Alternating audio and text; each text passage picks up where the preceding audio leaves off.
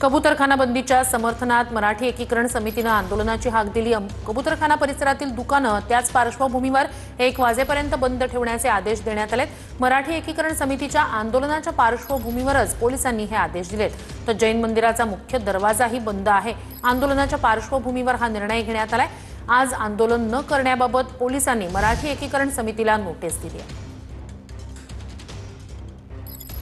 मोठा प्रश्न निर्माण झालेला आहे आणि जो निर्णय पालिकेने घेतला की कबूतरखाना त्या ठिकाणाहून स्थलांतरित करण्यात यावा आणि स्थानिक रहिवाशांच्या आरोग्याचा हा प्रश्न जोपासला जावा आणि पालिकेने आणि प्रशासनाने घेतलेला निर्णय हा योग्य आहे असं मोठ्या मोठ्या तज्ञांनी डॉक्टरांनी देखील सल्ला दिलेला आहे आणि तशी भूमिका मांडलेली आहे। असं असताना विशेष करून जैन समुदायाने आंदोलन केलं, ताकद दाखवली, त्या ठिकाणी तोडफोड केली, पोलिसांना धक्काबुक्की केली, चाकू सुऱ्यांनी पालिकेने बांधलेले ताडपत्री बांबू सगळे तोडले आणि एक वातावरण निर्माण केलं की आम्ही बहुसंख्येने आहोत, आम्ही जे करू तीच पूर्व दिशा, असा जो प्रकार या ठिकाणी सुरू आहे। या सर्व प्रश्नावरती पोलिसांनी आणि प्रशासनाने गृह विभागाने काय कारवाई केली, कंटेम्प्ट ऑफ कोर्ट केला, याच्यावरती काय कारवाई केली, या सर्व प्रश्नांचे उत्तर विचारायला आम्ही आज सकाळी 10 वाजता दादर कबूतरखाना या ठिकाणी पोहोचतोय। आम्ही त्या ठिकाणी थोड्याच वेळात पोहोचणार आहोत।